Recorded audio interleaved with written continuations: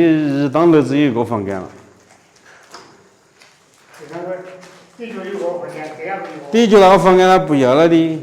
他就这个房间。啊。这两个。啊。那个房间给卫生间太近了。像我这叫没时间打铺了嘛，那给师傅远。给师傅。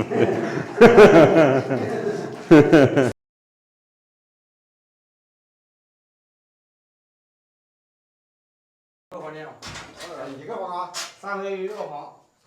二楼是个套房，2楼是个套房。那就1楼没有房间了。1楼没房，1楼我们想过要房。如果说后期的话，如果说再改的话，搞那个什么石膏板，一格的似的，是不是？石膏板一格，中间打那个什么泡沫胶。这个不担心，这个不担心。老板有办法，有的是办法。听光了啊。就围着那个2楼那个卫生间，为什么不能搞石膏板？这些天啊，我们都在围绕着这栋房子3楼进行改造，也就是3楼露台的位置建一个小房间。小房间已经建好了，当然这个混凝土还没打。我们趁着这个时间呢，要把2楼还有这些楼梯过道的窗户都给拆了，然后呢，我们要把这个尺寸给大概弄出来，让做这个门窗的师傅过来把尺寸量好，把这个门窗给做了。做好了门窗之后啊，就可以做墙面的粉刷了。这几天啊，这个湖北的大哥也是每天上午都过来，我们每做一件事情，他总是在指指点点的，在说很多很多，又觉得哪里可能不太做得好，但是我们给他的建议，他总是不听取的。这个墙面它整个要全部给它敲掉，上面呢就全部留空的，整个这面墙将近4米左右。这栋房子它2楼呢又是用抑制板来做这个底部的这个面，它不是打的混凝土，没有钢筋，所以说很危险。一直给他建议说这面墙给它保留，不要拆了。如果拆了的话，这栋房子危险系数就特别的高。但是没有办法，早的他就告诉我，大概要拆到这边，从那边墙面过来1.5米左右，还是要拆这么多，要把这个房门留大，相当于在1楼的位置，他就要给2个厅连起来。我说里面你做个房间也挺好的，要不然你整栋房子改造好了之后花了几十万，只有一个客厅太小了，你有个亲朋好友过来都没地方住。但是呢，他这人真的很倔。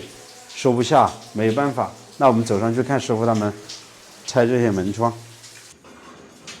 这些钢筋都没什么用了，以前做窗户的时候用的是木门框，里面是钢筋，然后把这个门框给全部拆了，把钢筋取下来。现在在3楼的小房间顶上，把这些钢筋给利用起来。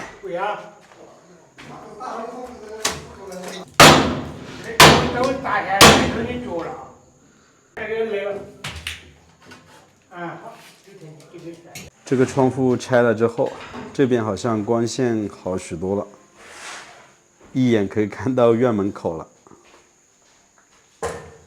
这些门窗都要拆了，全部都要放上新的。窗户的位置用铝合金来做，像这样的房门全部发那种成品的商品门，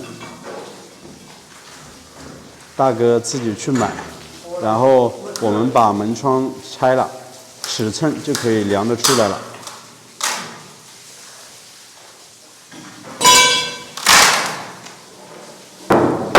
做起来很难，拆起来很快。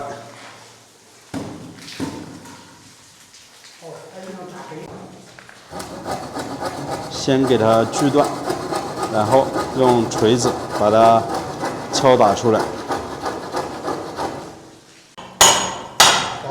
好吧。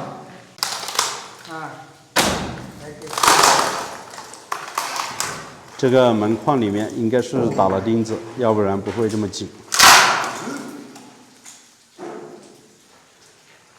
就已经拆了。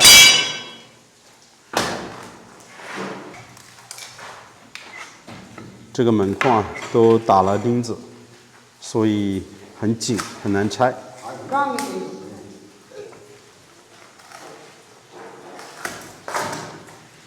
把这个拆了之后，要重新量尺寸，然后把房门做好，我们才能够重新粉刷这个墙面。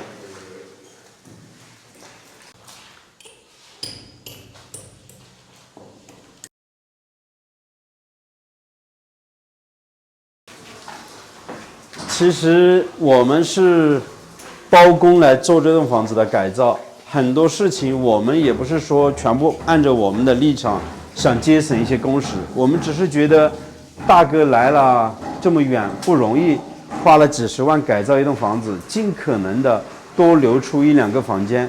真的，外地有些朋友过来看看他，总有个地方睡的，要不然1楼是一个客厅，2楼也是客厅。别人来了都没地方睡，难道要睡沙发吗？所以说，有的时候说太多，就感觉我们好像不站他的立场，你想让他就是说多花费一点，可能钱在里面吧，多做点事情吧。但是我们确实没有这样的想法。你看这个门窗已经都拆了，这些钢筋呢，我们就给它拿出来了，在3楼织模的过程当中，扎钢筋的过程当中，就把这些钢筋给用上了。在2楼楼梯过道的位置也做了一个小窗户，前些天我们已经把过梁都做好了，这边窗户大概也就1个平方左右，1米乘以1.2米的尺寸，可以看到外面就行了。走进来这边就是2楼的客厅了，可以看到这个卫生间我们也粉刷好了，之前是用泡沫砖砌的一个墙面，然后做了一个粉刷，看起来还是挺不错的，整个里面将近有2到3个平方左右。以后这栋房子只剩下2楼有个房间了，这边是一个客厅，一个卫生间，走进去就是一个卧室，相当于反正大哥也是一个人在这边住了，没有多余的卧室。1楼也是没有卧室，就算改造出来也都没有的。这边的窗户也正在拆，现在师傅他们就拆这个门框的位置，拆好了门框又要拆这个窗户，一步一步的来。哎呀，我们别挡住师傅。这边的门框都已经拆了，然后整栋房子现在留出来的就只有这个房间了，大概也就10多个平方左右。这边他还要打一排柜子、衣柜，这边呢做一个台子看书的，然后窗户呢是没改动，还是留这么宽，重新做铝合金的窗户。其实我和大哥说的很多也是我的一个好意，我并不是说我想让他少做一些，节省一点我的工时，我只是觉得这栋房子花了几十万改造，然后多留出来一个房间，毕竟啊，人都有一些亲朋好友，逢年过节可能别人来过来看你，有个房间让别人住也是好的。在1楼留一个小房间出来，还有个小小的客厅，别人来了可以住在1楼，是不是啊？但是如果按照他的想法把1楼的墙面给拆了，整个就没有房间了，只剩下了一个客厅稍大一点，然后就是一个厨房、一个卫生间、一个卧室都没有，那别人来了睡哪里呢？是不是啊？花了几十万，最后得到的就是一个小小的一个小房间，亲朋好友来了都没地方住。真的，我觉得可能还是我不太理解吧。当然我说的可能他就以为我就不想打这个墙，想就是说节省一点工，他没有想到我是给他去出一些主意，让他呢多留一个房间出来。反正这个大哥脾气呢也就这样子，反正我也最近一段时间也领教过了，很多事情我现在真的不想说的我都不说了，反正很多东西我都不参与，把我们的工作给做好就行了。啊，对没了。